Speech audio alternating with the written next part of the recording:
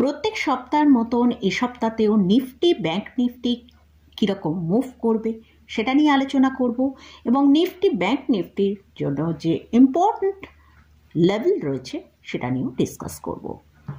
তাহলে ভিডিওটা শুরু করার আগেই বলে এই চ্যানেলে ফার্স্ট টাইম ভিজিট করেছেন তার অবশ্যই চ্যানেলটা সাবস্ক্রাইব করে নেবেন আর পাশে থাকা বেল আইকনটা প্রেস করে রাখবেন। আমি ভিডিও আপলোড করার সাথে সাথে আপনাদের কাছে ভিডিওটা পৌঁছে যাবে। লাস্ট ফ্রাইডেতে আমরা দেখেছি আমাদের ইন্ডিয়ান মার্কেটে একটা বড় সেলিং হয়েছিল, কিন্তু আমরা যদি গ্লোবাল মার্কেটের দিকে ফোকাস করি সেখানে দেখেছি সেখানে একটা খুব ভালো র্যালি এসেছে। আমরা ইউএস মার্কেটে যদি ডাউন জোনকে দেখি তার ডে লো থেকে ডাউন জোন 1100 পয়েন্টের মতন এবং ন্যাসডাকে 600 পয়েন্টের মতন একটা র্যালি দেখিয়েছে। এছাড়াও গিফট নিফটি সেখানে আমরা 200 পয়েন্টের ওপর কিন্তু একটা আপসাইড ক্লোজিং দেখতে পেয়েছি। তো হয়তো আমরা মানডেতে আমাদের ইন্ডিয়ান মার্কেটের মধ্যে একটা গ্যাপ আপ ওপেনিং দেখতে পেতে পারি। যদি নিফটি 23,820 থেকে 23,830 ওপর ট্রেড করে সাস্টেন করতে পারি 15 মিনিটসের মতন, তাহলে নিফটির মধ্যে একটা আপসাইড মুভ আসতে পারে, যেটা 23,900 থেকে 23,950 মতন। আর এ সপ্তাহে আমি নিচের দিকে নিফটির যে নিচের দিকের লেভেল একটা স্ট্রং লেভেলের কথাই আলোচনা করব, যেহেতু আমরা নিফটির মধ্যে পুরো মার্কেটের মধ্যেই আমরা একটা ভালো সেলিং দেখতে পাচ্ছি। এ সপ্তাহের জন্য নিফটির জন্য যে নিচের দিকের লেভেল সেটা হচ্ছে 23,300। এই লেভেলটাকে যদি নিফটি ব্রেক করে তাহলে কিন্তু ভালো সেলিং আসতে পারে। আমরা একবার নিফটির উইকলি চার্টের দিকে ফোকাস করব। সেখানে দেখতে পাচ্ছি নিফটি তার 50 EMR কাছে ট্রেড করছে এবং সেখানে একটা বড় রেড ক্যান্ডেল তৈরি করেছে উইকলি। তো সেখান থেকে বোঝা যাচ্ছে নিফটি কিন্তু আগামী দিনে একটা বড় সেলিং আসার সম্ভাবনা আছে। হয়তো আমরা সাময়িক একটা বাউন্স দেখতে পেতে পারি, কিন্তু উইকলি চার্ট দেখে আমরা যেটা বুঝছি আগামী দিনে কিন্তু নিফটির মধ্যে একটা সেলিং আসতে পারে। এবারে আমরা নিফটির ডে চার্টের দিকে ওপেন করব।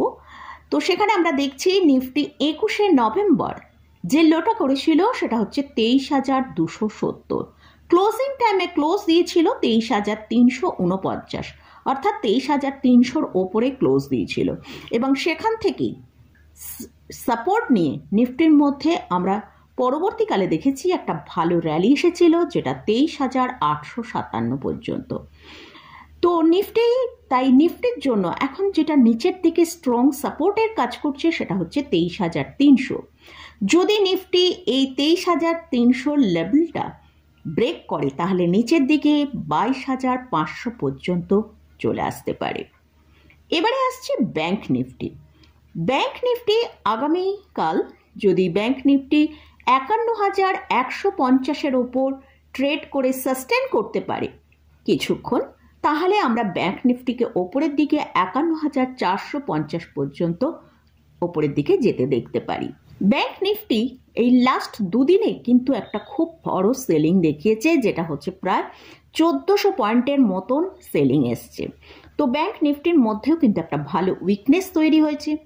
ব্যাংক নিফটি যদি নিচের দিকে 49,862 এই লেভেলটাকে ব্রেক করে নিচের দিকে আসে তাহলে কিন্তু একটা ভালো সেলিং আসার সম্ভাবনা আছে, কারণ এই লেভেলটা 200 DMR কাছে ট্রেড করছে। যদি এটা ব্রেক করে তাহলে কিন্তু আমরা ব্যাংক নিফটির মধ্যেও একটা বড় সেলিং দেখতে পেতে পারি। তো এটা গেল নিফটি এবং ব্যাংক নিফটি নিয়ে আলোচনা করলাম। আজকের ভিডিওয়ে আমি আর কোনো স্টক নিয়ে আলোচনা করতে পারছি না, কারণ আমার ফোনে একটু প্রবলেম হচ্ছে। তো আশা করছি মানডেতে আপনাদের যেসব স্টক নিয়ে আপনারা আলোচনা করতে বলেছেন সেগুলো নিয়ে চেষ্টা করব মানডের ভিডিওতে সেই সব স্টকগুলো নিয়ে আলোচনা করার। তো মোটামুটি আজকের মতন ভিডিওটা এখানেই শেষ করছি। ভিডিওটা যদি ভালো লাগে অবশ্যই লাইক করবেন, শেয়ার করবেন, সাবস্ক্রাইব করবেন। ধন্যবাদ।